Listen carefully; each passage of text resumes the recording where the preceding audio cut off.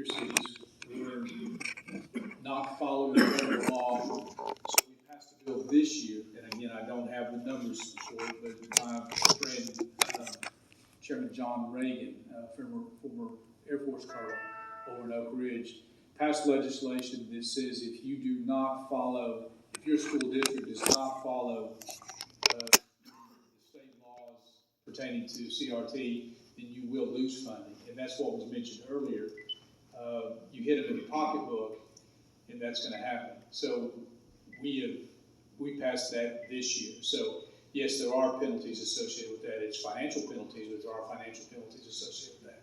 In addition, if teachers are found to be teaching this, one teacher in Sullivan County already lost their job because they tried to challenge that law and they were dismissed. And their dismissal has been upheld and continues to be upheld. So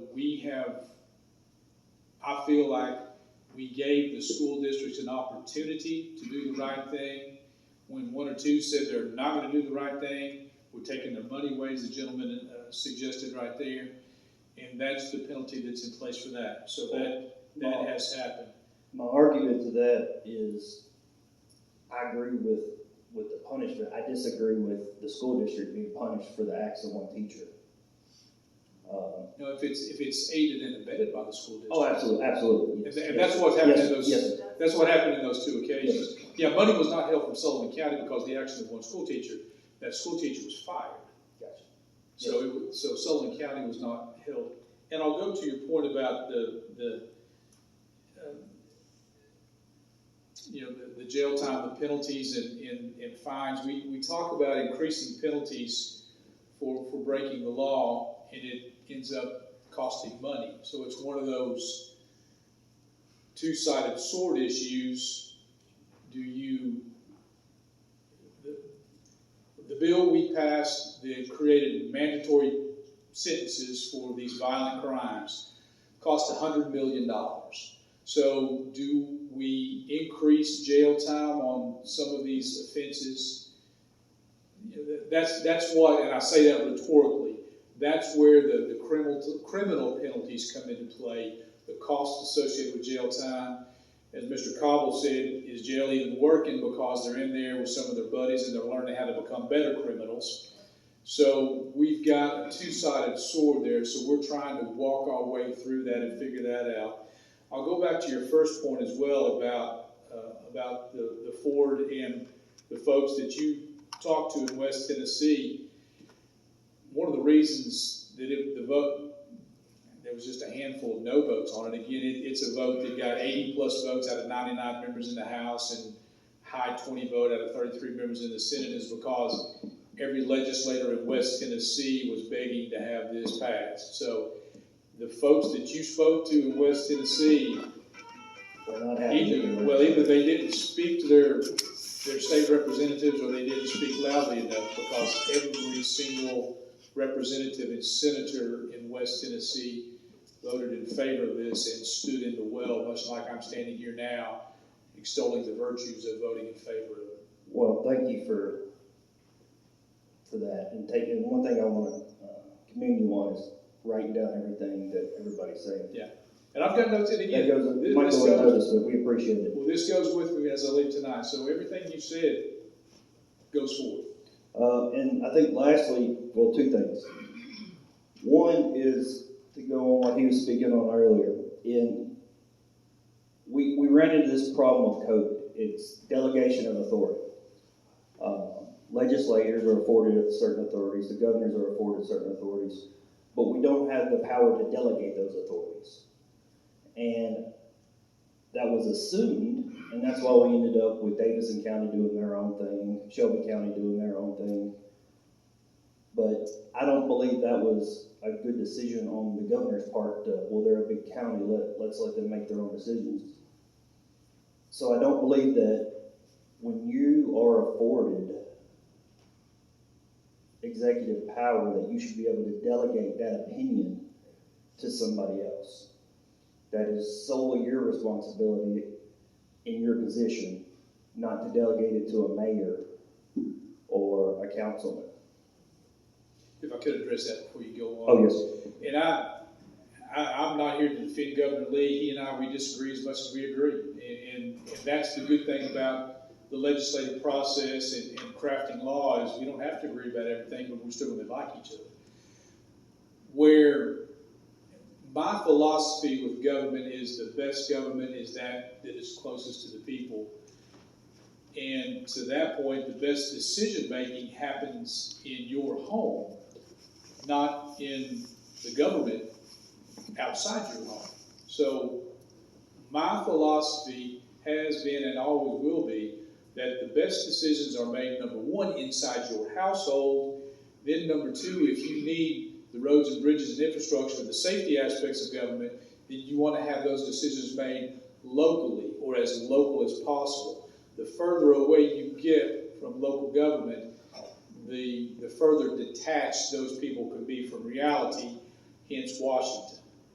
So that's where we are. And again, I'm not defending Governor Lee and his desire to disseminate his decision-making, his executive authority there, but I have a feeling that's where his mind was when he made that decision. And lastly, I spent a lot of my adult life as a police officer, and I've dealt with the drug addicts, the criminals, the part of society that most people don't want to deal with. And over those years, I specifically worked in drugs. I noticed that there's certain drugs that affect certain societies, classes of people.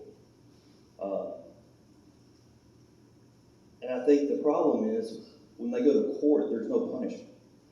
And by the time there is punishment, now it's 4th, 5th, 6th time, and that's where your expenses start to come in.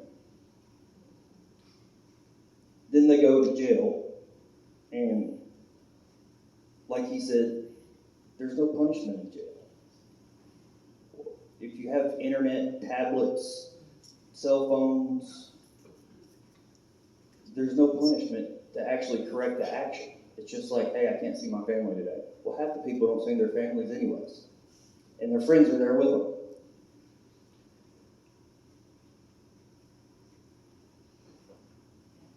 But to fix the problem, the biggest drug dealers that I saw were the ones in robes. Ones in what? Well, the ones in doctor's jackets. I saw more people get their lives ruined by prescribed medicine than any drug on the street. Now, it started off with a prescribed drug and then went to heroin or meth, but it always started at a doctor. And the problem is with our criminal justice system, honestly. I put a doctor in prison twice because the first time they didn't take his license. But yet we'll put other people in jail for something so small, but you won't take the doctor who's running people's lives. They didn't even, the board didn't take his license. Why? I have no clue, but when there's no punishment to help these people, because punishment should be a corrective action, I believe, to stop it from continuing. But when you're told your kid's grounded and they just have to stay inside the house and they can play PlayStation and do all those other things, it really doesn't fix the problem. So I think our criminal justice system needs to be fixed. And my last thing that I want to mention is this. Over the years, 14 years as being a police officer, I noticed that numerous people have been convicted of a felony at one point or another. So I would like to push for, or I am pushing for, and I'd like your opinion on it. We haven't decided, obviously, and that would be up to everybody at the Capitol to decide, but for a forgiveness period, a waiver. Because I know people who had a felony 20, 25 years ago who still can't go get a certain house, an apartment, or certain things down the road that's holding them back. Now, if they do it, they commit a felony today, and then 2 years from now they do it again, that's on them. But if they corrected their actions, I don't believe that one mistake in their life should continue to hold them back. And I think that that should be something that at some point, even though those are serious crimes, do not get me wrong. And, that's for our legislators to decide on the stipulations that go along with it. Violent crimes, drug crimes, and everything else. But I do believe there should be a forgiveness period of some sorts to help them get back into society. And we have that in Tennessee. We do have the ability to reinstate someone's rights. We've passed. No, not to reinstate their rights. That is not helping with the problem of when they go to get housing, that when they run their criminal history, it still shows that they're a convicted felon. Does that make sense? Not their voting rights and their privileges and certain things like that. Yes, Tennessee has a great program for that. A lot of people don't know about it, but we do have that. But to actually have it pushed to the side so that way when they go apply for a house for rent or certain other things in life, it's not going to hold them back. Yeah. At this moment in Tennessee and most other states, that's an executive order. That's something that can be done through a pardon, through the executives of each state. They have that ability to forgive someone in that way, shape, or form. Several governors will choose to do that. Presidents have chosen to do that. That is something that can be done at that level.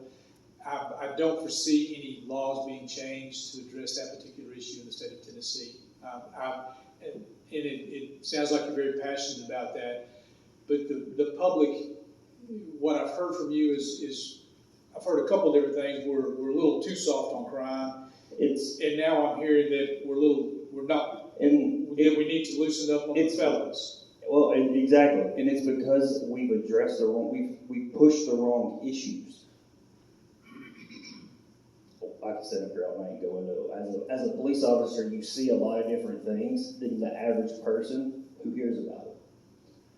So you see how the criminal justice system works. You see the lifestyles of the people who actually live it. And trust me, I don't even know how many people I put in jail. I couldn't tell you, hundreds, no idea. But those people, later on down, it was a privilege to me for them to come up later and show that they had changed themselves and overcome whatever obstacle or disobedient problem they had. And I think that we, as a society, when people make a civil mistake, I think that can be overlooked. Like I said, violent crimes, sex crimes, all that stuff, no go. But just my opinion. Thank you. Thank you. It's getting kind of late, folks. Maybe one more, if we've got one more out there. All right. I can always be reached. The website that we gave you has got all my contact numbers. I put my home number, 423. If anybody wants to write it down, I've got my home number. It's 423-639-8146. Many of you have my phone number in Nashville and have called the Nashville office as well. If you'd like to call the Nashville office, it's 615. Can you repeat that? The first one? My home in Greeneville, 423-639-8146.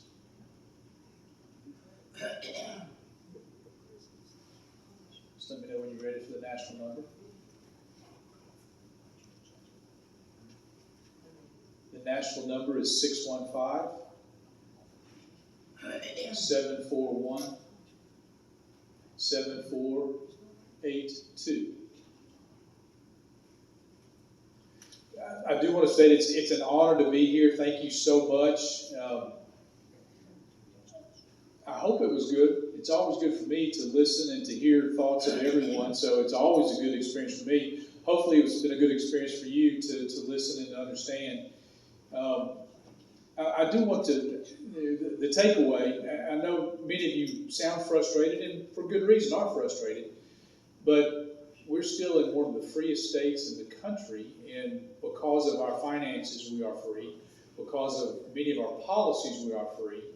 And that's the reason you're in Tennessee, I would hope, would think that you're in Tennessee. We're not perfect by any stretch of the imagination, but we're working to get better every day. And by listening to you, we are going to get better. So thank you all very much.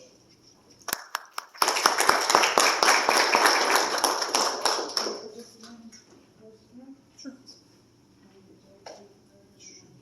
Sounds good. I want to thank everybody that's come. Curtis, we'll hang outside and talk. Whatever you want to do, inside, outside. All right, we gotta let these fine people go home. Okay. But anybody that wants to join us outside, you're welcome to. Thank you, David. You went up a little bit tonight. Michelle, if you want to let Curtis speak, it's fine, as far as I'm concerned. It's up to you. Nothing's hard. I just, you got lights in here. What do y'all want? Y'all want to hear from Curtis? Sure. Yeah. Yeah. David? Forgive me, I've got. If you're more, I just wanted to say.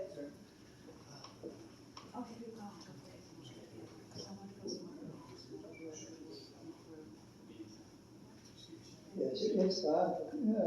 If anyone that needs to leave, feel free to leave. Curtis came to, with the expectation that we need to leave.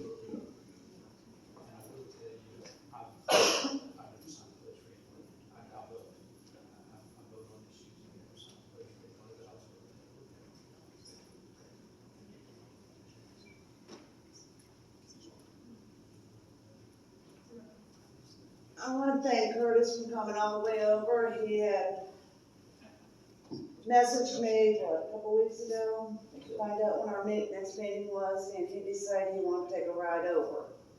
Short ride. Right. He sees 2 accidents along the way. Made it though. Curtis comes, I don't know how many of y'all know this, but Curtis comes from the Nashville area, so he had quite a little ride for us today. And we're gonna let him finish your question, whichever one it was you 2 ladies had asked, and see what else he's been up to. Sounds good. So, what was the question? We gotta wait. Y'all want to start asking questions, or you want me to go on the story real quick? Story? Okay. So, when I started this campaign, I knew that I was going to be getting kickback from the Republican Party because I don't play by their rules. And by play by their rules, I mean I'm not for sale, and my morals and values aren't going to sway because of people trying to put money in your pocket or telling you to vote one way or the other.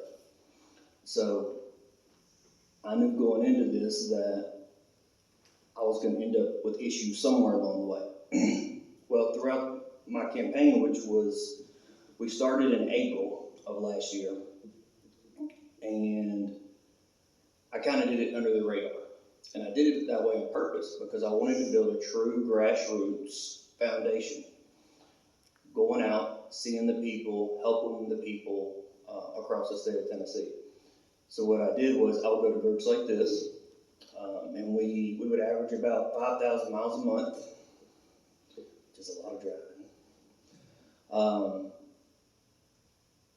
And we would go speak and help people in different, like for the tornadoes, we would go out and help with that. We'd go down to Hardin County and help with legal issues where people weren't getting what they needed done from the local establishments that were there, either the sheriff's department or police department or school boards or different things like that. I would show people how to take out warrants as a civilian. You can take out a warrant against people. Basically what we did was we took out warrants against the director of schools because they weren't following the laws. So there are actions and things we can do as citizens that a lot of people just aren't aware of. And I was trying to bring the law to the people and just basically give them their voice back. So over the year, it's been amazing, and the politicians do not like it when I start asking them questions back because most of my life I never really got involved in politics. I was kind of on the sidelines in the military and doing my own thing. And until probably about the past 5 years is when I really started paying attention. Maybe longer than that. Time flies with the whole COVID thing. And I started seeing all the things that the politicians were doing, and nobody was being held accountable. So with driving across the state, I wanted to try to empower the people by using the Constitution, which is one of the best things ever written, outside the Bible. I usually say it's the best thing ever written, and people always correct me, so, and they're correct. So the Constitution is basically the foundation of everything, and we must stay true to that and not let it sway our opinions, because I tell people, imagine if we had to rewrite that today. Oh, man. The thought, in my opinion, the love that went into it for everybody, I think it's an incredible document. So the politicians, the reason they don't like me is because I know both sides of it. I know the side of being a concerned citizen. I know the law side of it from being a police officer for 14 years. And I know their back doors. And they don't like that. They don't like that I can see the things that they're doing. He was doing a great job, and I've never heard really that many bad things specifically about him. Some of the people he mentioned, yes, but not him. But with that, we have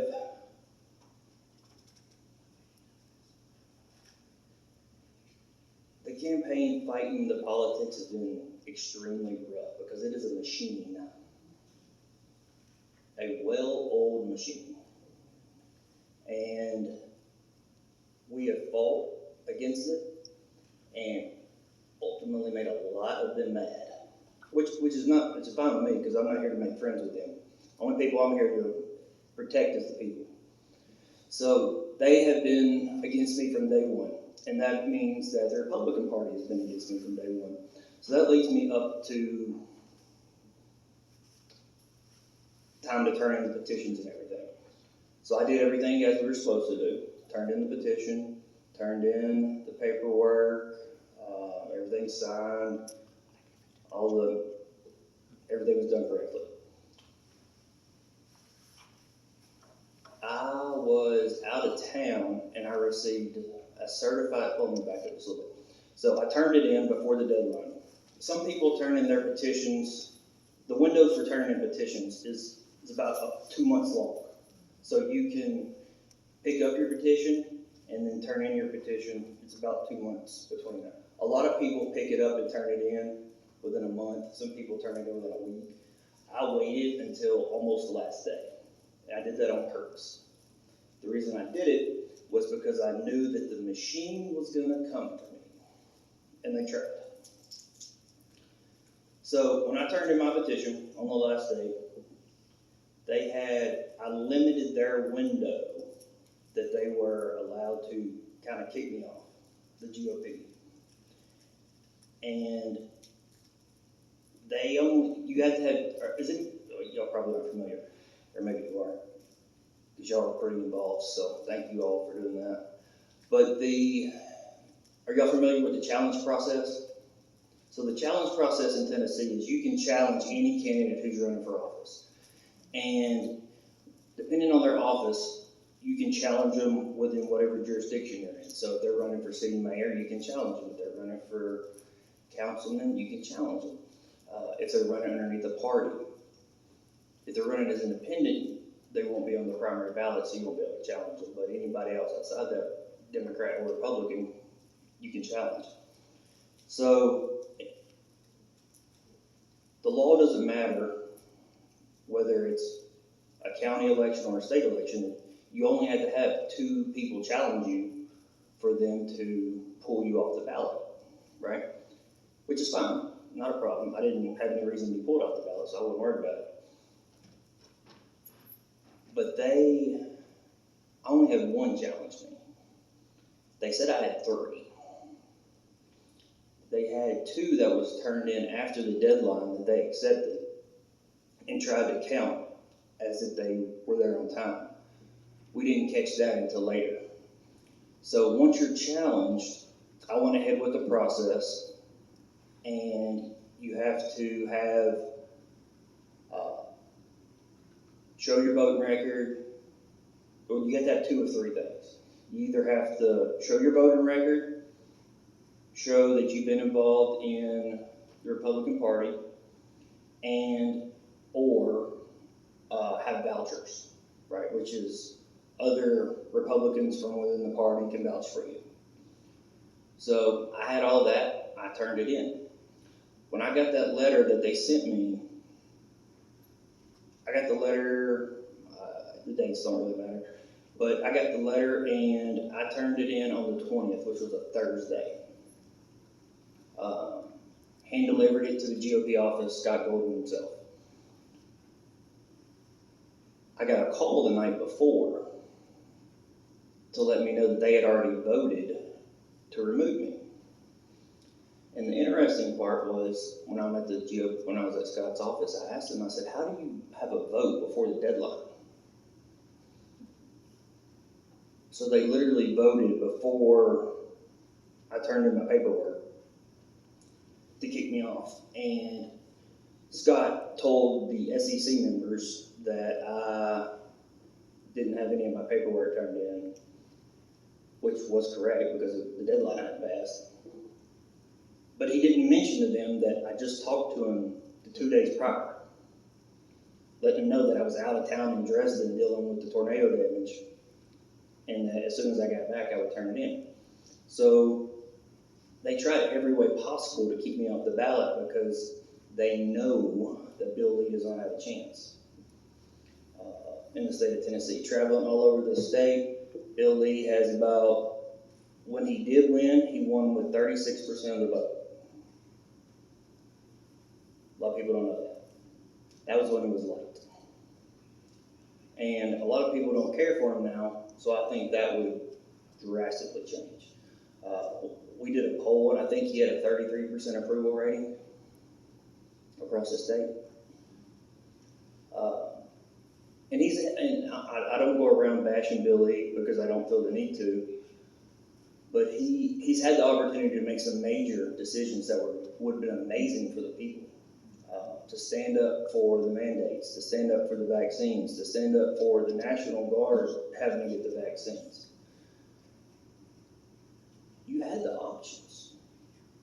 But when you're controlled, and that's why they don't like me, they're used to a candidate who's got strings that they can dangle around. And they're used to a candidate that they can put their hand in the back and tell them what to say. And I'm not that guy.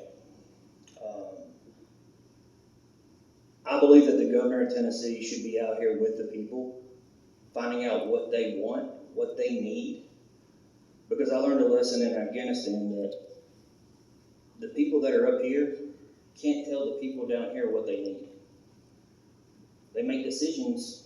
It's like a rich person telling a poor person what they need. You've got 2 different standards of living. The people down here doing the job know what they need, know what the deal is, and they know how to solve the problem. But these people up here keep trying to tell them what to do. And I think what we need to do, the governor should do, is be open with the people. Bill Lee is, there was a protest not far from when I was in Chattanooga at one of the GOP dinners, and they were going to hold a protest about the mask mandates and stuff like that. And the GOP told the people holding the protest, if y'all have a protest, you're going to be kicked out of the GOP. Because they are trying to use their voice to protect the governor. And if it was me and somebody's going to protest, I'm going to go out there and find out what they're protesting about. Because you have to go out and listen to the people. Even if they're mad at you, listen to them like you did. Take it either way because you're going to learn. So right now, that's one reason I was late because of traffic, but I was going to be about 30 minutes late because I was called up we're making this video because I'm going to, in my opinion, burn this place to the ground because I am tired of the corruption that nobody even knows about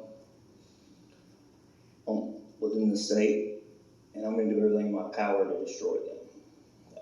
I'm tired of them.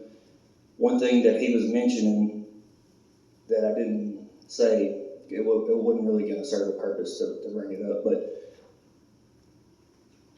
the things that they vote on, I believe that a state rep or a senator, if they're going to sponsor a bill, co-sponsor a bill, they should ask their constituents if they want them to carry it. Because a lot of people don't know. I spent the past 3 years at the Capitol fighting for my business in Nashville against Nashville politicians, which is where I learned the inside of who really runs the world. And it's the lobbyists. I walked around that Capitol and I was probably one of 5 people in there who were regular civilians. Everybody else was a lobbyist. And the way it usually works is lobbyists wine and dine them, give them things,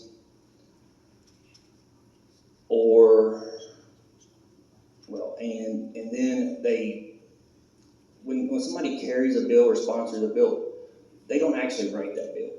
That bill is wrote for them, and then they sponsor it, right? Those bills are usually wrote by lobbyists. And who are the lobbyists protecting?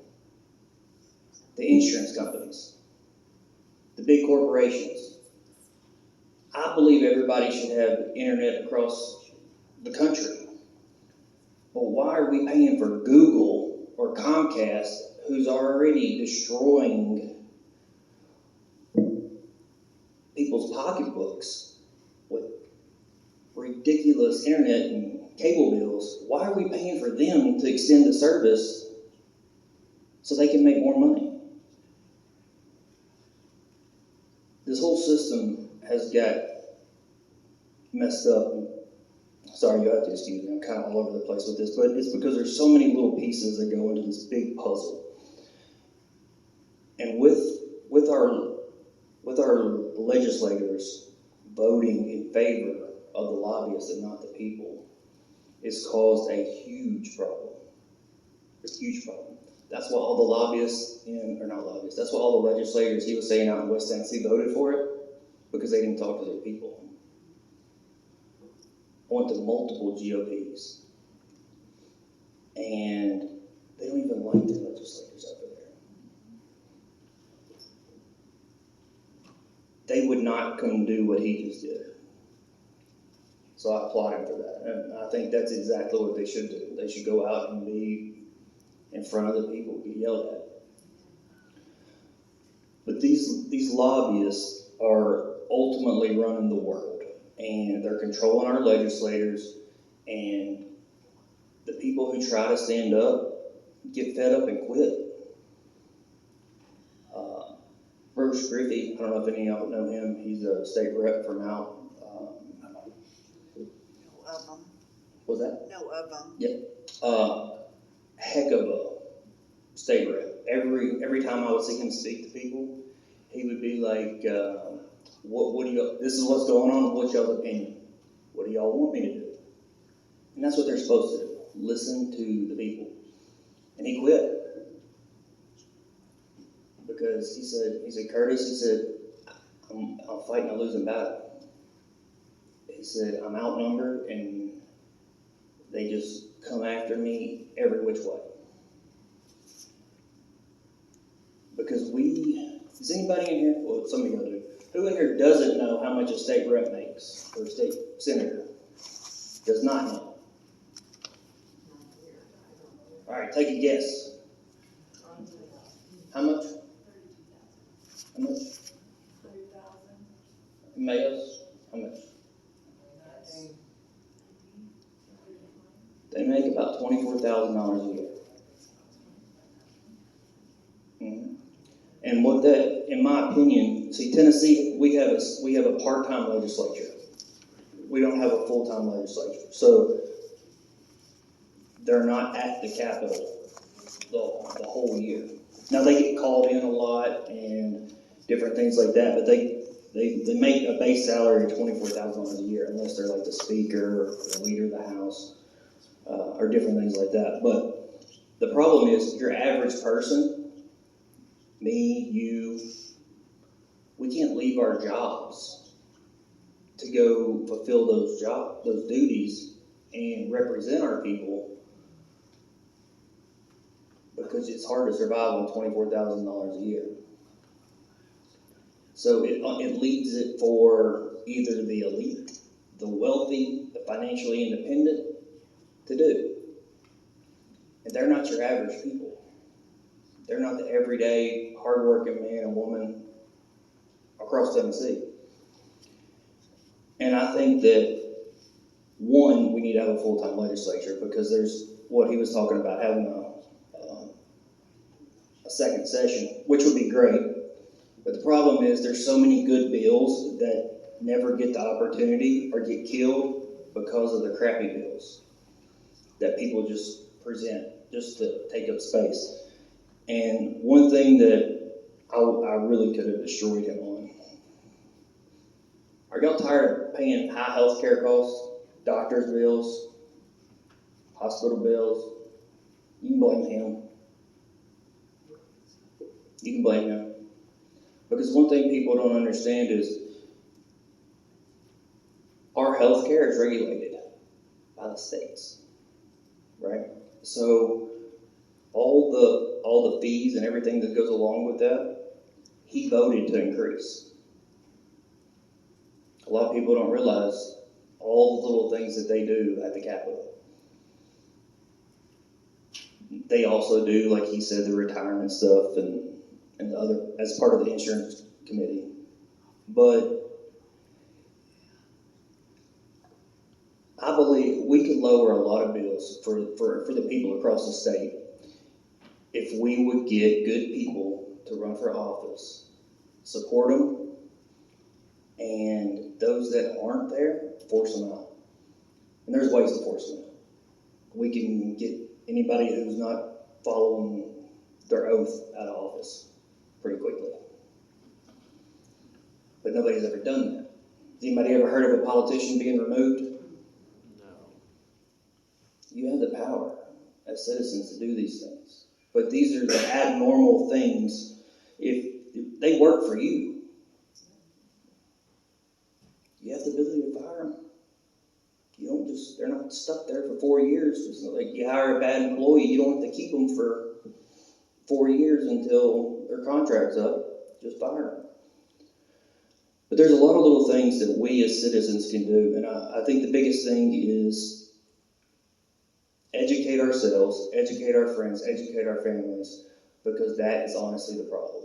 Most people don't know the different branches of the legislative office. Most people don't understand how laws are made. They don't understand their rights. They don't really even have an idea of what the Constitution says outside what the news has told them. And that's the problem. Who's the youngest kid in here? How old are you, buddy? How old are you? I am 13. 13? How much have you learned about the Constitution? A little bit. I learned the first part of the Constitution. Well, that's good. But we don't teach our kids, and we don't set them up for success. We're more worried about, teaching them calculus, which who uses? Unless you're an engineer or certain specific jobs. We don't teach them the basics that we need to. Like he was talking about a trade school. Every high school should have a trade office. Teach all the different trades. we've kind of went away from that.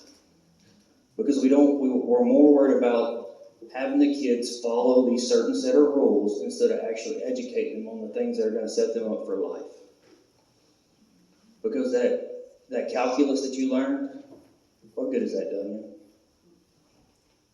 But how much more would it have benefited you and your kids and your grandkids to learn their rights, their freedoms, financial freedom, to learn the tax laws, to learn how to...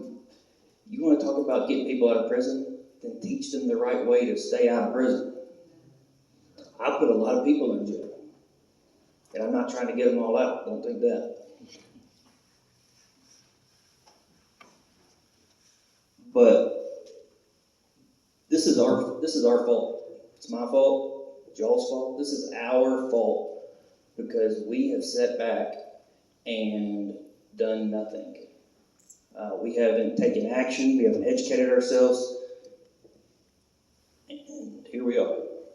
And one of the reasons I'm here is I can't sit back and do nothing and let generations. We have to leave. This is our responsibility to leave a state, a community for our children and grandchildren.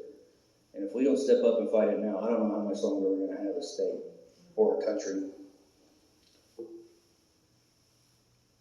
And we need good people to run for office and who are not going to waver, stand on their values, and they only have to listen to two people. It's really not that hard. Listen to God and the people you represent. That's it. But I'm not giving up just yet. I'll just tell y'all because since we're here.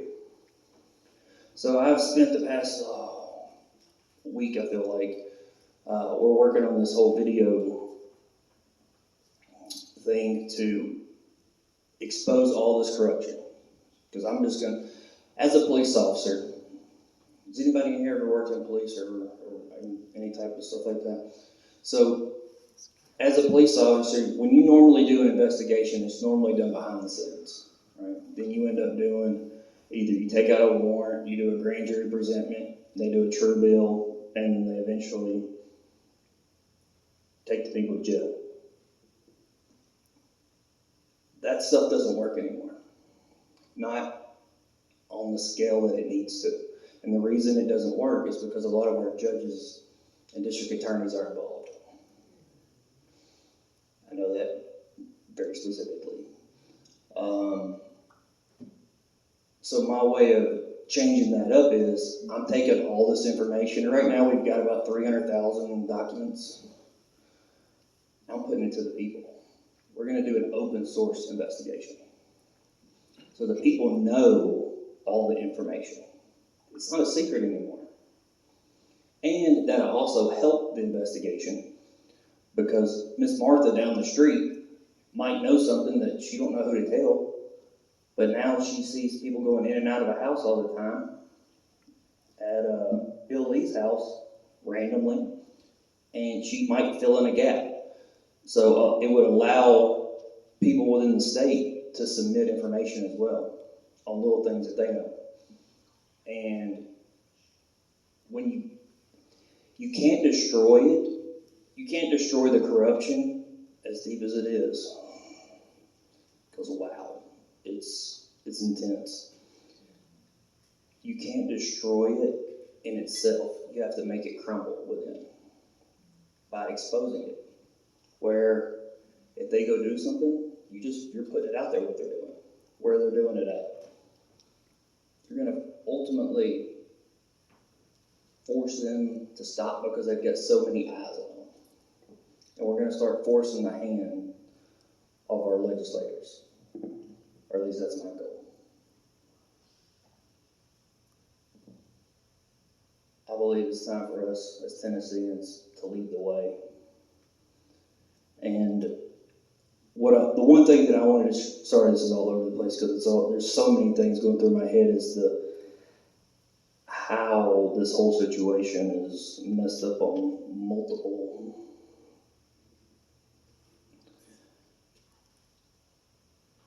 it's time for us as Tennesseans to stand up and lead the way and show people that us rednecks in Tennessee can actually have values, stand up for what we believe in, tell the federal government to go pound sand. I've even asked some of them, why are we taking the federal money?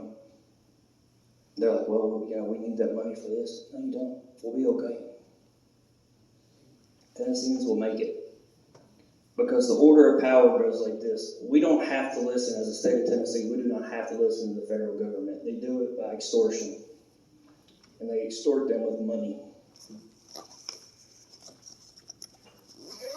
The order of power is God, the people, the state, the federal government. And that's the order of power. The federal government has the least amount of power, but they act like they have the most because they're extorting people with their money. And I think our politicians should wisen up to that. I mean, you ended up with 800-something million, now it's almost $2 billion worth of excess funds. Whose pocket did that come out of? But their mindset, their mindset is a little off, because from their class up here to think how the average person thinks is hard for them. They try to, they need this or they need that. And it ultimately ends up with them having their buddy's business come in and run an agency. And what I mean by that is, like, who mentioned, somebody mentioned, I don't remember who it was. Who remembers the highway department? Remember the highway department? Remember how awesome our roads were back in the day? Then we private contracted out to LoJack and a couple other companies. And our road quality went down drastically. The reason for that is there was no oversight on the contracts, because we give them all this money. The idea was it's going to save the state money because we're going to not have to pay retirement, not have to pay this, not have to pay that. But it's actually costing us a lot more money, because I don't know how it is here, but I can tell you up north in Sumner County, they repay I-65 about every year. Literally about every year. Because of the quality of work, it just doesn't last. Every first freeze we have, it's all potholes. But all that can be fixed by good oversight on the current contracts that we have. But when you have your buddy's program running it, you're really not making a big deal about it. So, anyways, I'm sorry to go on a tangent. I was all over the place, but questions? So what are your plans now? Well, so this is my options. And this is the one thing I was going to tell y'all. Y'all be the first ones to know. I was actually going to release the video today, but it all got messed up. The state of, we went to court, and the court ruled that they don't have jurisdiction to interfere with a private company, which they consider the GOP a private company, right? Not a state agency, which is not a state agency, but in my opinion, it should be counted as one because it's regulated by legislature. But they did. And I agree that the government should mind their own business when it comes to private businesses. But this is a little different because you're talking about elected officials.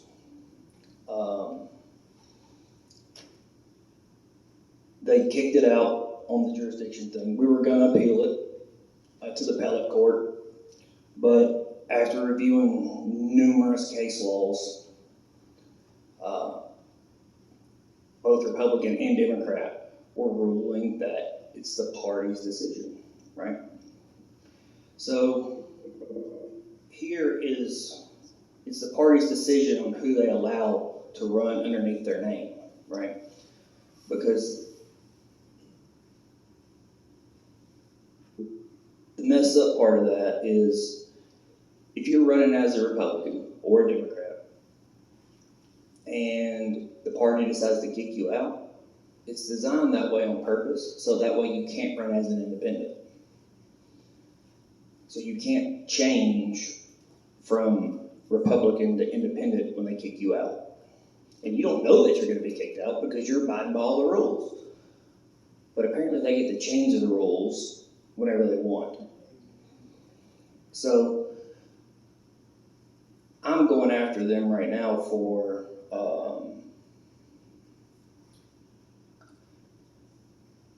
a lot of things. But for malicious intent, defamation, for several other things, names that I can't, terms that I can't remember, lawyer terms, civilly and privately. So I'm going after Scott Golden privately. I'm going after the Republican Party as itself privately. I'm going after several other people privately.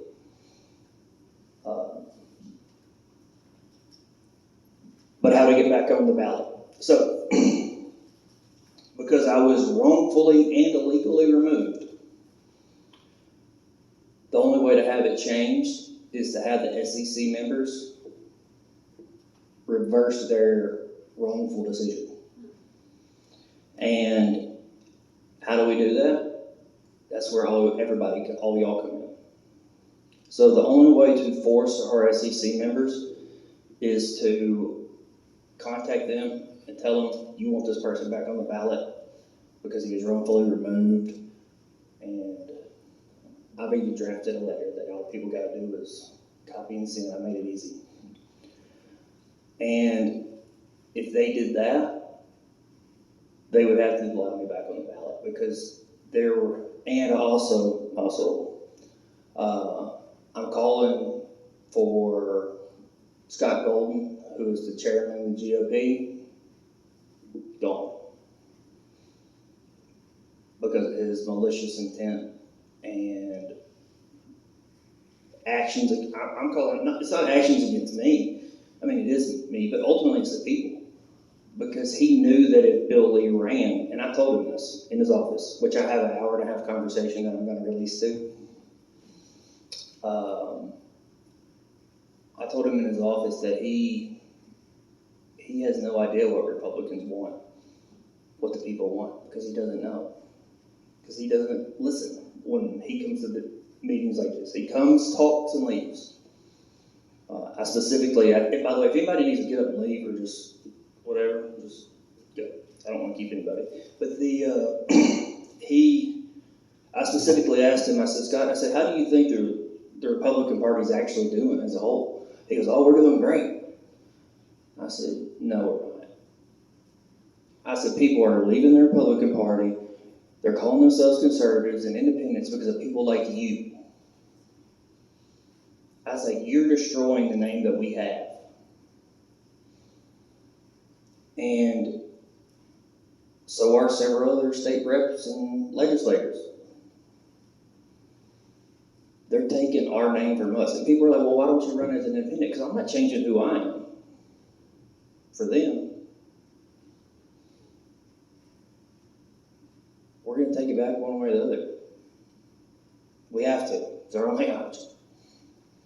It was either that, or we already got the paperwork to start it's already really filed, to start a new party. But we can't do that, or I was going to, but the reason I decided against it was because I don't want to do anything to divide the people more. It's not worth it. Because then you're going to have the uneducated people who are in the Republican Party think we're all a bunch of crazies because they're not aware of all the things that are going on because they don't pay attention to anything. And you've got everybody else that left. It would just be a disaster for the people of Tennessee. Because I told Scott that I said I said, the difference is between, I said, why you believe that the Republican Party is doing great. I said, because you only talk to the attaboys, the people that tell you you're doing a great job. I was like, you're not actually talking to the people on the streets, the people in the communities. You're talking to these people in the Republican Party up here. Because he mentioned to me, he said, we were talking about something, and he said, well, you should know who all the SEC members are. Does everybody know what SEC members are? Because I didn't before like a year ago. Does everybody know what they are? Don't know? State Executive Committee. They are, you elect them.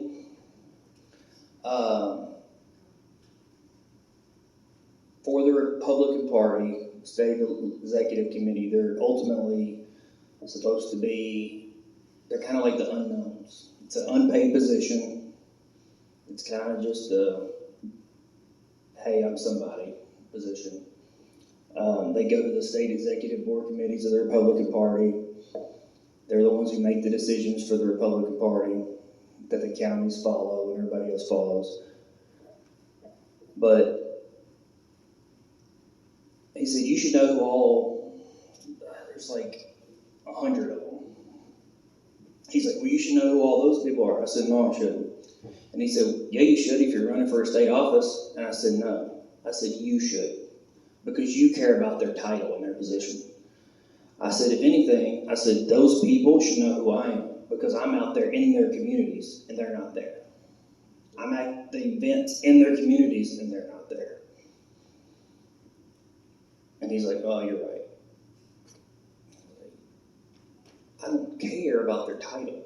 I don't care who these people are. If they're not the people, I don't care. The other issue, Scott Golden does not believe, this really aggravated me, that there was any election fraud. None. So you have the leader of the GOP in Tennessee saying there is no election fraud. I said, you've lost your mind.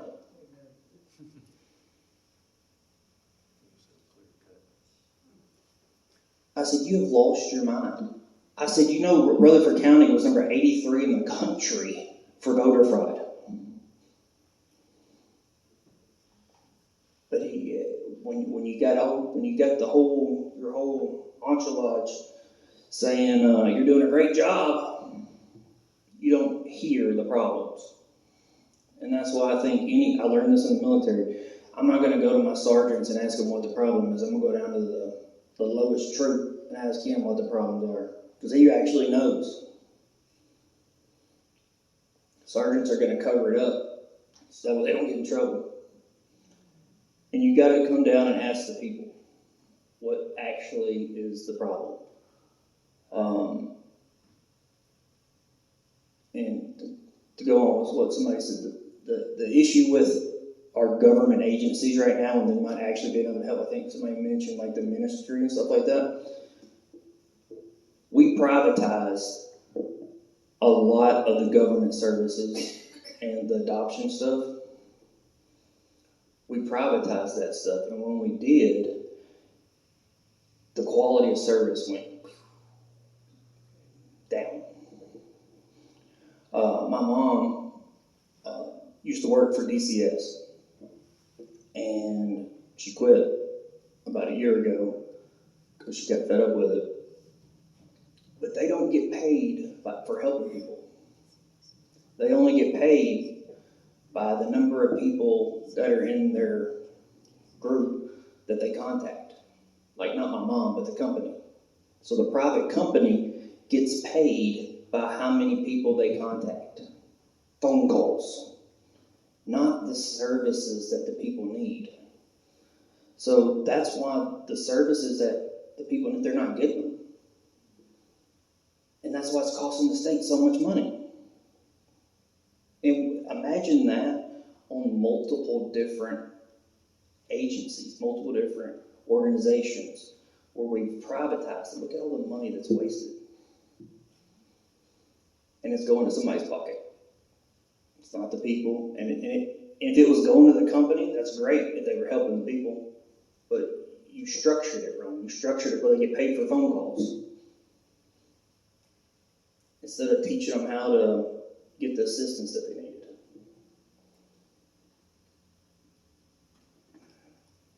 We sat quiet for too long. And time to light a match. Because I'm going after all of them. One of my friends is a state rep. Well, he used to be one of my friends. Till he took a bunch of COVID money. And I called him out on it.